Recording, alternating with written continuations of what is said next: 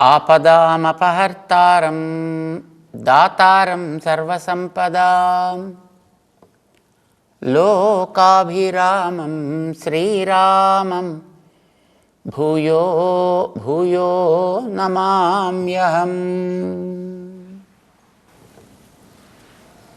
జై శ్రీమన్నారాయణ. ప్రియ భగవద్బంధులారా, భగవద్గీత 5వ అధ్యాయం అర్జునుడి యొక్క సంశయంతో ప్రారంభమవుతుంది. అర్జునుడి కలిగినటువంటి సంశయాన్ని ఆయన ఒక ప్రశ్నతోటి కృష్ణుణ్ణి అడుగుతున్నాడు. ఆయన అర్జున ఉవాచ సన్యాసం కర్మణం కృష్ణ పునర్యోగం చ శంససి శ్రేయ ఏతయోరేకం తన్మే బ్రూహి సునిశ్చితం. సన్యాసం కర్మణం శంససి, పనులని వదిలిపెట్టమని చెప్తున్నావు. పునర్యోగం చ శంససి, పైగా మళ్ళీ పనులు చెయ్యి అని చెప్తున్నావు. ఇది నాకు కొంచెం అర్థం కావట్లేదయా. శ్రేయ ఏతయోరేకం, ఏతయో యత్ శ్రేయ, ఈ రెండిట్లో అంటే కర్మల్ని వదలడం, కర్మల్ని ఆచరించడం, ఇవి రెండూ నువ్వు చెప్తున్నావు. కానీ ఈ రెండిట్లో పరస్పర విరుద్ధం కనుక ఏది చేయాలో నాకు అర్థం కావట్లేదు. వదలాలో తెలియట్లేదు, చెయ్యాలో తెలియటం లేదు. ఈ శ్రేయ, ఈ రెండిట్లో ఏది నాకు శ్రేయస్సో తత్ మే బ్రూహి, దాన్ని నాకు చెప్పుమా. సునిశ్చితం, ఏది నాకు మంచిది అని నువ్వు ఇదివరకే మనస్సులో నిర్ణయం చేసుకుని ఉన్నావో దాన్ని నాకు చెప్పు. లేదా నువ్వు వేదైక వేద్యుడివి. వేదాలు మానవజాతి హితం కోసం ఎన్నో ఉపదేశాలు చేశాయి, అవన్నీ నీకు తెలుసును. నువ్వు చెప్పేది ఏదైనా వేదాన్ని అతిక్రమించి చెప్పవు అని నాకు తెలుసును. అందుచేత ఏది ఇదివరకు శాస్త్రంలో ఇది నీకు తగును అని నిర్ణీతమై ఉందో, నిశ్చితమై ఉన్నదో దానిని నాకు చెప్పు. ఇందులో ఏకం బ్రూహి, మే ఏకం బ్రూహి, శ్రేయ బ్రూహి. మళ్ళీ ఆ శ్రేయస్సులు కూడా 10 రకాలైతే నేను చెప్పలేను, నేను చేయలేను. శ్రేయ ఏకం బ్రూహి, అందులో ఒకటే చెప్పు నాకు. అది నాకు ఏది చేయతగునో అలాంటి ఒకటి చెప్పు. చెప్పేవాడికి పాప అన్నీ చెప్పేద్దామని ఉంటుంది. అది ఎంత చెప్పినా ఇంకా ఏదో చెప్పలేదు కాబట్టి ఇంకా లోపల గొడగొడలాడుతూనే ఉంటుంది. పాపం చెప్దామని ఆతురత కలిగినటువంటి వ్యక్తికి, వినేవాడికి ఎందుకు వచ్చిన తలకాయ నొప్పిరా బాబు అని వాడికి అనిపిస్తూ ఉంటుంది. పాపం కృష్ణుడికి ఉపనిషత్ సారమంతా తెలుసును. ఎందుకంటే ప్రతి అధ్యాయానికి చివర మనం చెప్పుకుంటున్నాం, ఇది శ్రీమద్భగవద్గీతాసు ఉపనిషత్సు బ్రహ్మ విద్యాయాం యోగశాస్త్రే. ఇది యోగశాస్త్రం, ఇది ఉపనిషత్తుల సారం, ఇది బ్రహ్మ విద్య. ఉపనిషత్ సారం అనగానే మరి ఉపనిషత్తులు ఒకటి కాదే, బోల్డెన్ ఉన్నాయి. అన్ని సారం నీకు తెలుసును. నువ్వు నీ దృష్టిలో కూర్చుని చెప్పావంటే నాకు అర్థం కాదయా. చేత నన్ను చూసి, నా శక్తిని చూసి నాకు తగినట్లుగా 10 రకాలు చెప్పకు. అందులో ఏదో ఒకటి చెప్పు. కావాలంటే ఒకటి చేశాక ఇంకోటి చెప్పు. అంతే తప్ప నాకు అన్నీ చెప్పి నన్ను అనవసరంగా చికాకు పెట్టగా. పాపం కృష్ణుడికి దొరక్క ఒక్కడు దొరికాడు జీవితంలో 90 ఏళ్ళకి. ఇప్పుడు వీడిని వదిలిపెడితే ఇంకెవడు దొరుకుతాడో తెలియదు. అంచేత చెప్పదలుచుకునేదో మొత్తం పూర్తిగా వీడికి చెప్పేసేసి తాను వచ్చినటువంటి ప్రయోజనాన్ని తీర్చాలి అనేది పాపం ఆయన తపన. ఈయనకేమో ఎందుకు నాకు ఇప్పుడు ఇవన్నీ అని ఈయనకి దిగులు. ఏదైనా పాపం ఆయనకి చెప్పాలి అనుకున్నాడు కనుక ఆయన చెప్పాలి అంతే.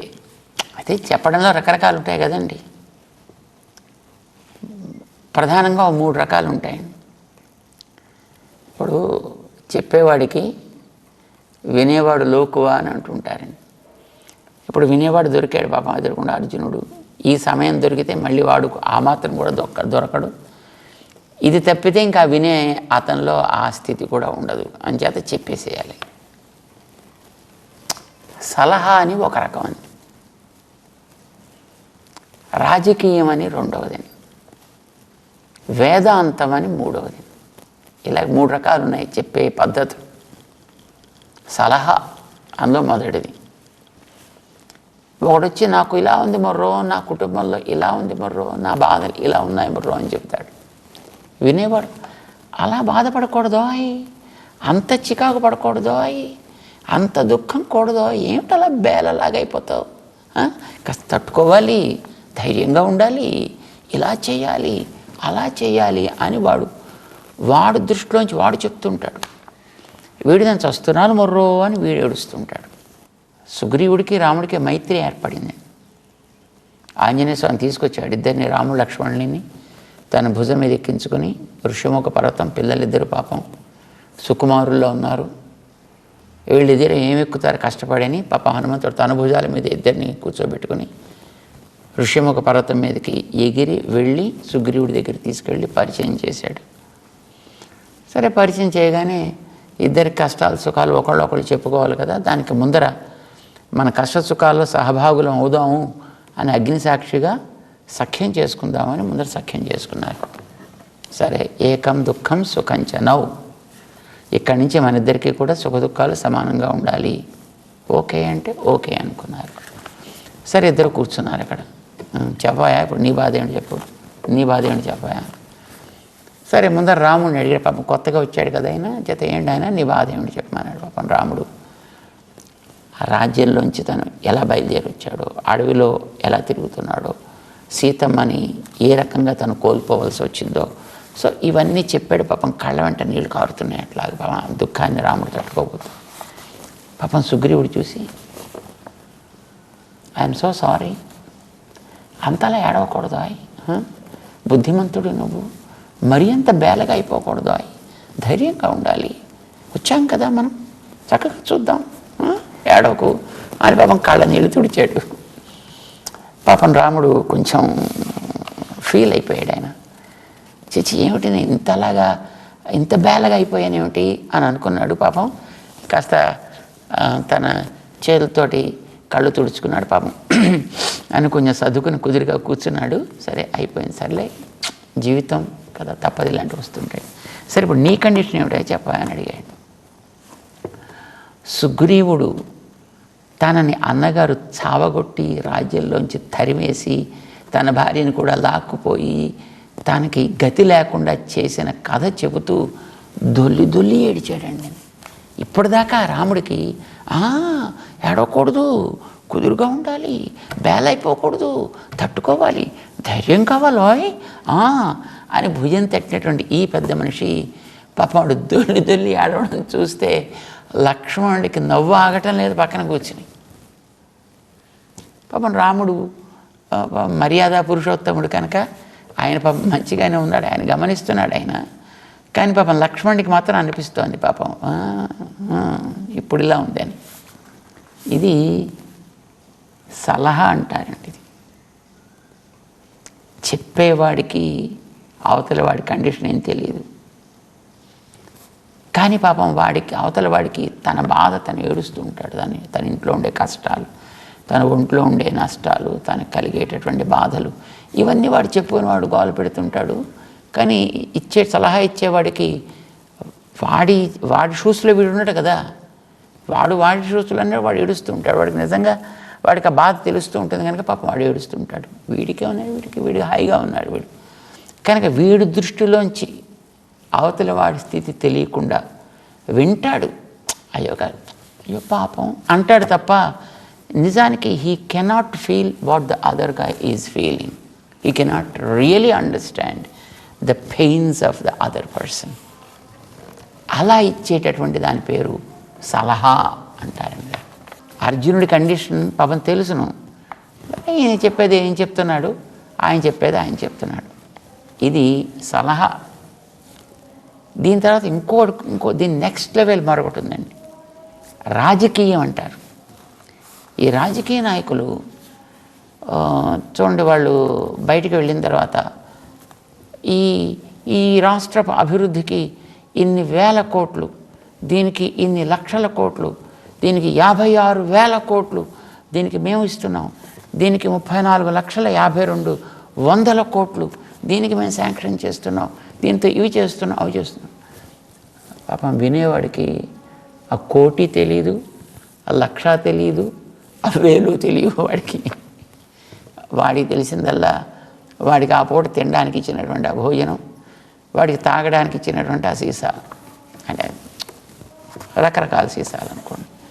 అలాగే వాడికి ఇచ్చింది ఏదో వాడికి తెలుసుంది తప్ప వీడు చెప్పే కోట్లు గీట్లు ఇవేం తెలియవు. చెప్పేవాడికి మాత్రం అవన్నీ ఆ ఫిగర్స్ అన్నీ వాడి దృష్టిలో కనిపిస్తుంటాయి. తాను ఏం చెబుతున్నాడో అది తెలుసుకుని వాడు చెబుతుంటాడు, వినేవాడి యొక్క స్థితి వాడికి అక్కర్లేదు. ఇది రాజకీయం. వీడి దృష్టిలో అన్నీ తెలుస్తాయి, కానీ వాడికి ఇదేం తెలియదు. వాడు ఈయనేదో ఈ మానం చెప్పుకుంటూ పోతుంటాడు మైకులోను. ఆ వచ్చిన వాళ్ళు కాసేపు కూర్చొని ఇక్కడ అక్కడక్కడ ఫోటోలు తీస్తున్నారా లేదా, ఆ పైన డ్రోన్ తిరుగుతుందా, దానికన్నా దాన్ని ఠరాయిస్తున్నావా, ఇంతవరకు వాళ్ళ కన్సర్న్ అంతవరకే ఉంటుంది. అది రాజకీయం అంటారు. అంటే మాట్లాడేవాడికి తన కష్టం ఏమిటో తెలిసి మాట్లాడతాడు, సలహా తీసుకునేవాడు. రాజకీయ నాయకుడికి తను చెప్పేదేమిటో తెలుస్తుంది తప్ప వినేవాడి సంగతి వాడికి అక్కర్లేదు. వాడికి అది రాజకీయం అంటారు. ఇటు చెప్పేవాడికి అటు వినేవాడికి కూడా తెలియకుండా మాట్లాడే మాటలు వేదాంతం అంటారు. ఇద్దరికి అర్థం కావు. ఏమిటో ఆవిడ ఆత్మ అంటాడు, పరమాత్మ అంటాడు, రాగం అంటాడు, ద్వేషం అంటాడు, క్రోధం అంటాడు, మోహం అంటాడు, మదం అంటాడు, మాత్సర్యం అంటాడు, కర్మ అంటాడు, జ్ఞానం అంటాడు. వీడు కర్మ, జ్ఞానం, మాత్సర్యాలు, కామమోహ లోభాలు, ద్వేషాలు ఇవి వీడు చూడలేదు, వాడు చూడలేదు. ఆత్మ వీడికి తెలియదు, వాడికి తెలియదు. పరమాత్మ వీడికి తెలియదు, వాడికి తెలియదు. బ్రహ్మాండమైన థీరీస్ వీడు చెప్తుంటాడు, బ్రహ్మాండమైన థీరీస్ వాడు వింటుంటాడు, వాడు నోట్స్ రాస్తుంటాడు, విని వాడు మాట్లాడుతుంటాడు.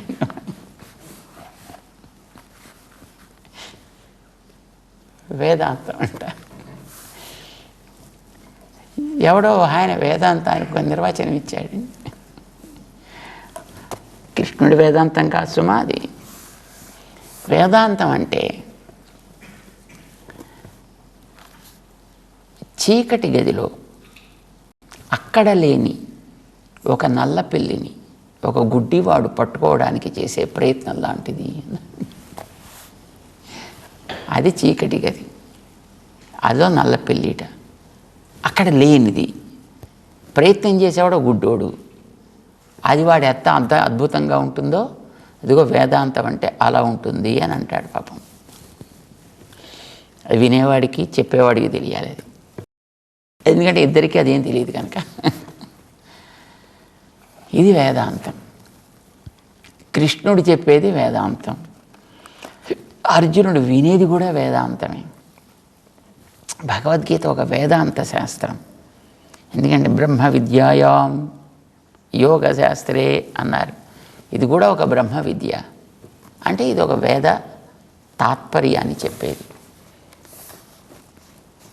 ఇతరమైనటువంటి వేదాంతాలకి ఇందాక మనం అనుకున్న నిర్వచనం పడితే పట్టచ్చు, కానీ కృష్ణుడు చెప్పే వేదాంతానికి దానికి సరి అయినటువంటి వ్యాఖ్య అందించిన రామానుజులు ఇచ్చేటటువంటి నిర్వచనానికి వాస్తవము, ప్రపంచము వాస్తవము, వ్యక్తి వాస్తవము, వ్యక్తిలో కలిగేటటువంటి భావన వాస్తవము, మనకు కలిగిన బంధము వాస్తవము, మనం చేసే పని వాస్తవం, మనకుండే బాధ్యతలు వాస్తవం, వాటిని నెరవేర్చాల్సినటువంటి బాధ్యత వాస్తవం, మనలో కలగాల్సినటువంటి జిజ్ఞాస వాస్తవం, ముముక్షుత అంటాం. ఇది కలిగినప్పుడు మనం చేసేటటువంటి క్రియాకలాపం వాస్తవం, నడిపే వెనకాతల భగవంతుడు వాస్తవం. భగవంతుడికి అర్పించి మనం చేసేటటువంటి క్రియ యజ్ఞము వాస్తవం. దానివల్ల మనలో కలిగేటటువంటి కర్మ నిరాశ వాస్తవం. మనలో కలగాల్సినటువంటి జ్ఞానం వాస్తవం. తద్వారా మనం పొందేటువంటి కర్మబంధ వినిర్మోచనం వాస్తవం. తద్వారా మనం అనుభవించేటటువంటి ఆత్మసుఖం, భగవత్ ప్రాప్తి, భగవత్ సేవ, ఇవన్నీ వాస్తవం. వాటిని మనకి వాస్తవం చేయడానికి భగవంతుడు ఈ లోకంలోకి వచ్చి చాలించేటటువంటి అవతారం వాస్తవం. ఆ వాస్తవాన్ని చెప్పే ఋషి పలుకు వాస్తవం. ఋషి పలుకులను అందించిన ఇతిహాసం వాస్తవం. ఇతిహాసం చేసే ఉపదేశం వాస్తవం. దాన్ని మనకి అందించే గురువు వాస్తవం. గురువు చెప్పే నీతి వాస్తవం. వినే మనం వాస్తవం. అర్థం చేసుకోవలసినటువంటి తెలివి వాస్తవం. ఆచరించాల్సినటువంటి విశ్వాసం వాస్తవం. ఇవన్నీ వాస్తవము. ఇది రామానుజుల వారు చెప్పింది మనకి. ఇందులో ఇవేవి మాయా కల్పితములు కావు. These are not things like trying to catch a black cat in a dark room by a blind person. ఇవన్నీ వాస్తవాలు సుమా. చేత మనం వాస్తవం, మన ప్రవృత్తి వాస్తవం. దీనికోసం మనం అర్థం చేసుకుని ఆచరించాల్సినటువంటి క్రియాకలాపం, కర్మ ఆచరణ కూడా వాస్తవం. అంచేత ఇదేదో మెట్ట వేదాంతం కాదండి. కానీ అర్జునుడికి అలా అనిపిస్తోంది. ఏమయ్యా, బంధువుల్ని ఎలా చంపి సుఖపడాలి మొర్రో అంటాడు పాపం అర్జునుడు.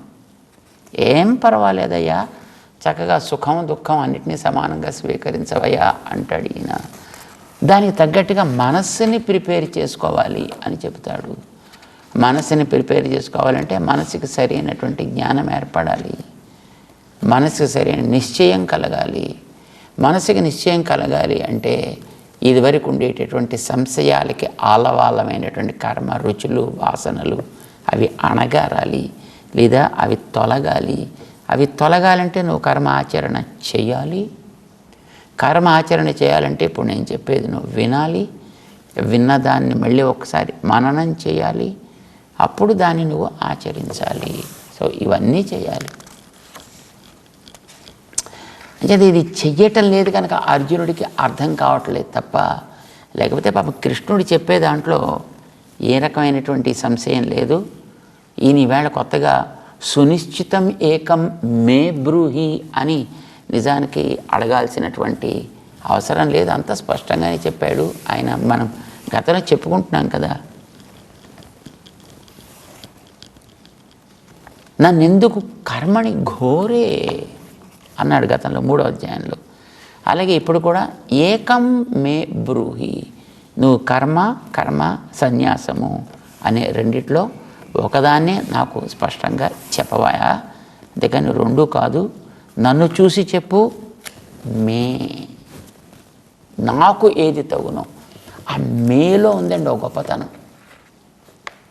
ఇప్పుడు తన యందు తనకుండేటటువంటి అభిమానం, ఆత్మాభిమానం అంటాం మనం. సో ఈ ఆత్మాభిమానం కూడా ఒకసారి ప్రమాదకరమే. దశరథుడి దగ్గరికి వచ్చి విశ్వామిత్రుడు రాముడిని నాకు కావాలయా మా యాగ సంరక్షణ కోసం అడిగితే మే రామ, మే మా రాముడు, రాముడు నీ ఒక్కడి కోసం వచ్చాడయ్యా అవతారం ఈ లోకంలోకి. ప్రార్థన చేసినవాడు దేవతలు, పాప అంగీకరించినవాడు ఆయన. వచ్చింది లోకం కోసం. మే రామ. అలాగే తను మే బ్రూహి, నా ఒక్కడి క్షేమం కోసం, నీ ఒకడి కోసం చెప్పాల్సింది. ఈ చెప్పిన దాన్ని నీ ద్వారా లోకానికి అంతటికీ మొత్తం అర్థం కావాలి. రావణాసురుడు అంటాడు ఒక చోట, ఒక్కడు మనిషి నా ఊళ్ళోకి వచ్చి నా వాళ్ళ మధ్య ఒక్క మనిషిని సహాయం తీసుకొని మిగతా అంతా ఒక కోతి మూకలు తెచ్చుకొని నా రాజ్యంలో నా కంటి ముందర నా సంతానాన్ని, నా తమ్ముణ్ణి, నా రాజ్యాన్ని ఇంతటి నాశనం చేస్తాడు. అధిక్ అవమానం నాకు అంటాడు ఆయన. మీ యదరయ, నాకు శత్రువులా, వాడిని నేను శత్రువు అని ట్రీట్ చేయాలా మనిషిని? ఆఫ్టర్ ఆల్ మనిషిని. మే అంటే ఇది న్యక్కారహ అంటాడు. న్యక్కాచే ఇంద్రుణ్ణి ఓడించినవాడు, దేవతల్ని ఏడిపించినవాడు, యముణ్ణి భయపెట్టినవాడు, సూర్యుణ్ణి భయపెట్టినవాడు, లోకాలన్నింటినీ ఏడిపించిన అంత ఘనత ఉన్న నాకు ఇది ఘోరమైన తట్టుకోలేని అవమానం అంటాడు రావణాసురుడు. మే నాకు శత్రువు అని అనుకోవడం ఈ మనిషిని అంటే మే. ఇప్పుడు అర్జునుడు కూడా సరిగ్గా అలాంటి మే ప్రయోగిస్తున్నాడు. తన్ మే బ్రూహి సునిశ్చితం, నన్ను చూసి జాగ్రత్తగా చెప్పబోయ్, నీకు నచ్చినట్లుగా, నీకు ఇష్టం వచ్చినట్లుగా, నీకు తెలిసిందేదో నన్ను అనవసరంగా చికాకు పెట్టేట్టుగా అలా చెప్పద్దు. సునిశ్చితం తన్మే బ్రూహి అని అడిగాడు. సరే, శ్రీకృష్ణుడికి అర్జునుడి యొక్క స్థితి స్పష్టంగా తెలుసును కనుక దాన్ని విని శ్రీకృష్ణుడు దానికి సమాధానం చెప్పడం ప్రారంభిస్తున్నాడు. ఇందులో రెండిటికి ఎక్కడ పరస్పర వైరుధ్యం అయితే తనేం క్రియేట్ చేయలేదు. ఆయన ఏది వదలాలో చెప్పాడు, ఏది తెలుసుకోవాలో చెప్పాడు, ఏది ఆచరించాలో, ఎలా ఆచరించాలో చెప్పాడు. దాన్ని మరొక్కసారి మళ్ళీ స్పష్టంగా చెప్పాల్సిన అవసరం ఉంది అని అనిపించింది. ఎందుకంటే సందేహాలు ఎందుకు వస్తాయి? అవతల వాడు సరిగా అర్థం కాకపోతేనే కదా. అవతల వాడికి అర్థం కాలేదంటే అర్థమయ్యేటట్టు వీడు చెప్పకపోతేనే కదా. అంచేత చెప్పడంలో బహుశా నా దగ్గర కొంచెం లోపం ఉంటుంది. సర్లే, దాన్ని సర్దుకొని మళ్ళీ నీకు అర్థమయ్యేటట్టుగా మళ్ళీ చక్కగా చెప్తా అని 5వ అధ్యాయంలో 2వ శ్లోకం దగ్గర నుంచి భగవంతుడు చెప్పడం ప్రారంభిస్తాడు. మనం తెలుసుకునే ప్రయత్నం చేస్తాం. జై శ్రీమన్నారాయణ.